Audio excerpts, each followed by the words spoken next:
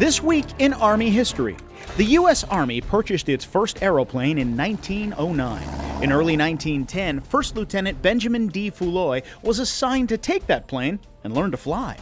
In 1914, Foulois was promoted to captain and assumed command of the Army's first airplane-based unit, known as the 1st Aero Squadron.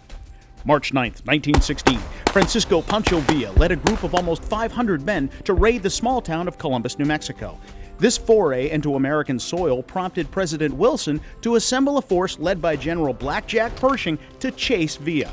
Part of that force included Captain Foulois and the 1st Aero Squadron. The unit arrived in New Mexico on March 15th with 8 JN-3 planes nicknamed Jennies. Foulois and his planes were not in New Mexico for a combat mission, but for communications and observation. Within days, 2 planes went missing and another crashed, yet the remaining 5 planes were put to work. The first mission was reconnaissance in the Sierra Madre Mountains. Captain Foulois went on the first mission but ran into trouble. The Jennies experienced heavy crosswinds and at high altitude were too underpowered to make it over the foothills. The following day, Pershing ordered a plane to find and reconnoiter with members of the 7th Cavalry. Foulois found the column and discovered they were out of rations and that their radio was inoperable. Several trucks were sent in with supplies. A few days later, Foulois attempted to establish communications with troops spotted near the Cumbre Pass tunnel. But weather and wind conditions were not suitable for a landing, and the communications were not important enough to risk lives and aircraft. Shortly after this mission, Foulois wrote to General Pershing that newer, more powerful aircraft were needed.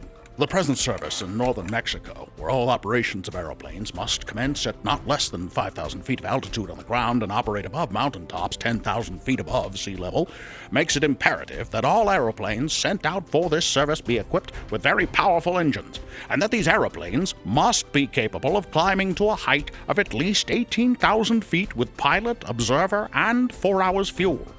All of the several types of aeroplanes asked for in this memorandum herewith lay claim to high climbing and weight-carrying ability.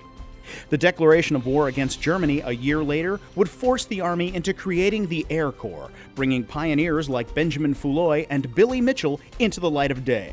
Mitchell is often considered the founder of the modern Air Force, but Foulois was the first leader. Foulois went on to become a major general and chief of the Air Corps by December 1931.